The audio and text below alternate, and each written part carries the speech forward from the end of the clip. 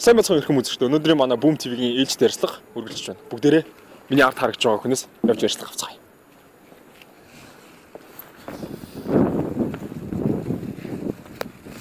Сайн минута. Сайн минута. Ингээд Boom TV-гээс явж байна. Танаас ярьцлага авч болох уу? За болно. Та ингээд хэдэн жил ингээд хог төгж байна? Би сүүлийн 5 жил хог төгж амьдарч байна. Та уул нь ингээд харахад ингээд залуу хүн л байх шиг байна. Яагаад ингээд ийм хогтуудыг амьдралыг ингээд сонгоод ийшээ ингээд унчваа? Би бол 10 жил дээд сургуулийг төгссөн. 10 жилдээ би бол гайгүй сайн сурд хүүхдээс хичээлээ ойлгодог.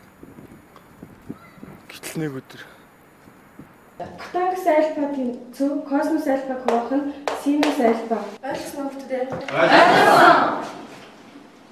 багшаад тийж гэдэг нь юм жаа. Чи хана тангас гэж мэддэггүй биз дээ.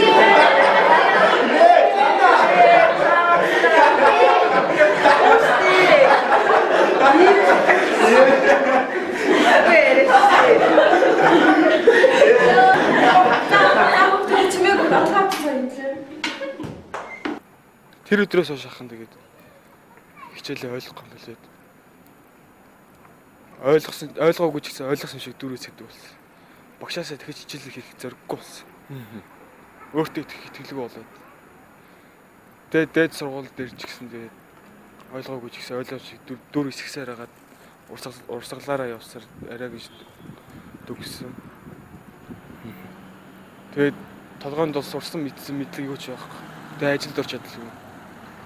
Тэгэл ахын хог төгж амьдарч юм байна. За баярлалаа. За ингэ ирэх юм үзэж штэ. Та бүгд тэгээд дараагийнхаа ярилцлагаар уулзцгаая. Баярлалаа. За манай бичлэгийг үзсэнд баярлалаа. Таалагдсан бол subscribe дарж биднийг дэмжээрэй. Тийм хэрэг таалагдаагүй бол дараагийн бичлэгийг үзээрэй. Тийм за баяртай.